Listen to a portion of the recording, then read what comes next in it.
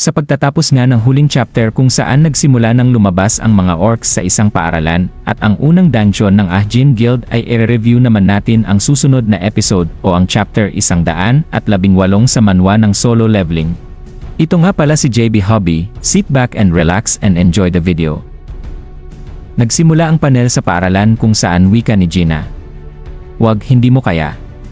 Wika ng kaklase ni Gina. "Isa ako sa mga na-awaken pero kahit i-rank lang ako." Pinigilan naman ito ni Gina. Wika ng isang orc. "Siya ba?" Sagot ng kasama niya. "Hindi. May nararamdaman akong mas malakas pa na mana."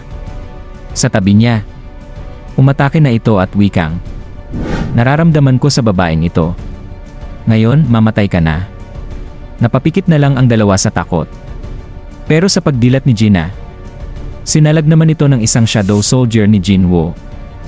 Sa isip ni Gina, kung kagagawan ba ito ni Jinwoo? Gumanti naman ng atake ang shadow soldier. At malakas nitong sinuntok ang kalaban na kitang tumagos ito sa building. Nagulat naman ang kasama nito. 3 high orcs ang lumabas para protektahan si Gina. Nalipat naman ang panel sa dungeon kung saan pumasok na sila Jinwoo. Sigaw ni Jongso, "Isang ogre. Isa itong twin-headed ogre. Mag-ingat kayo mga kasama." Sumigaw naman ang halimaw at atake na. Naghanda na rin si Jongso. Nag-activate naman ito ng isang shield para salagin ang atake ng halimaw. At nagawa niya naman itong pigilan gamit ang kanyang shield. Tinawag naman niya si Yontai para sumugod. Dumaan naman ito sa armas ng halimaw at wikang, "Simulan na natin ang paghahan." Naghanda na ito ng kanyang espada at nagawa nitong mahiwa ang mga mata ng halimaw. Wika nito. Sugod na mga kasama. Mabilis namang sumugod ang dalawa nitong mga kasama. Bahagya namang nasaktan ang halimaw sa ginawa ni Yontai. Nagawa namang maputol ng mga kasama nito ang 2 braso ng halimaw. Sa kabilang panig naman, 2 mage ang naghanda na rin para umatake. Nagawa naman nilang masunog at makuryente ang halimaw at tuluyan na nga itong bumagsak at namatay. Utos ni Yontai na magsama-sama muna. Wika ni Jongso, "Hindi ito magiging madali. Isang ogre agad ang bumungad sa atin." Dugtong nito, "Alam mo ba ang tawag sa kanila?" Sagot ni Jinwoo, "Mga gravekeepers."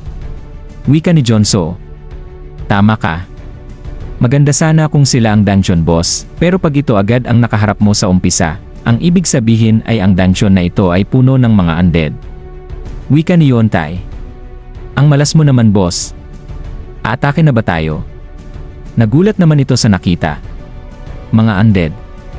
Wika ng isang babae. "Ako lang ba o kakaiba ang mga kilos nila?"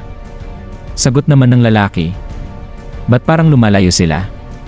Di ba kadalasan sumusugod na ang mga ito? Natatakot na ba sila?" Sa isip naman ni Jinwoo na parang hindi ito isang top tier na dungeon.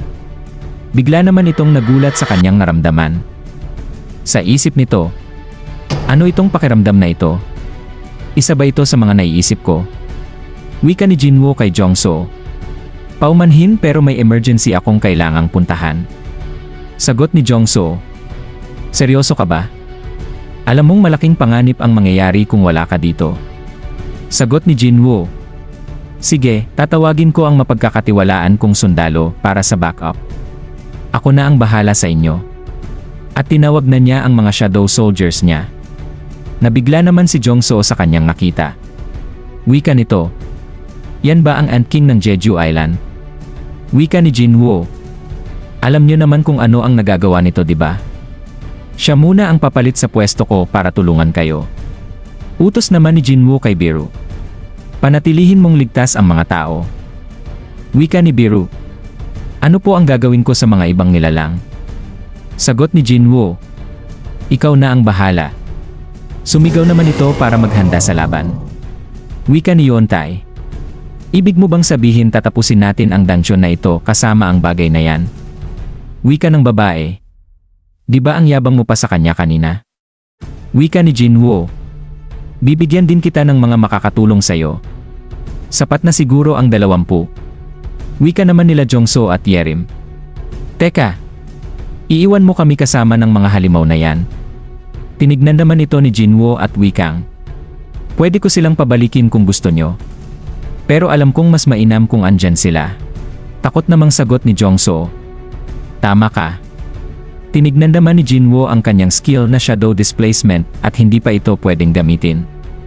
Wika nito, "Ang malas naman. At mabilis na itong umalis."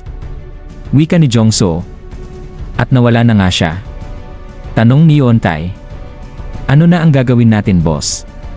Sagot ni Jongso, "Tumahimik ka at nag-isip ako." Nakita naman ni Jinwoo ang exit. Sa isip nito, ang inilagay niyang mga shadow soldier kay Gina ay nagpapadala ng signal at mukhang nasa panganib ito. Nakita niya naman ang mga undead sa daanan. Inis na wika nito, "Umalis kayo sa daanan ko." At nilabas niya ang kanyang dalawang dagger. Lumuhod naman ang isang halimaw. At lahat ng mga kasama nito ay nagsipagluhod na rin. Nagulat si Jinwoo at wikang, "Ano ito? Dahil ba isa akong upgraded version ng Necromancer?" Tumalon naman ito at tinawag si Kaisel. Dumaan ito sa ibabaw ng mga undead at lumabas na sa exit. Makikita naman sa labas na umuulan na. At lumabas na rin si Jinwoo. Namangha naman ang mga taong nag-aabang sa labas na isang dragon ang lumabas sa gate. Wika ni Jinwoo, "Puntahan mo ang kapatid ko at bilisan mo." Inactivate niya naman ang Monarch's Domain. Isang skill kung saan napapalakas ng 50% ang kakayahan ng isang Shadow Soldier. At dyan natatapos ang chapter 118 sa manwa ng solo leveling at see you sa mga susunod na ating mga video. Kaya kung nagustuhan mo ang video na ito ay mag-like, comment at mag-follow ka na rin sa aking channel for more videos like this. Muli, ito si JB Hobby. Peace out!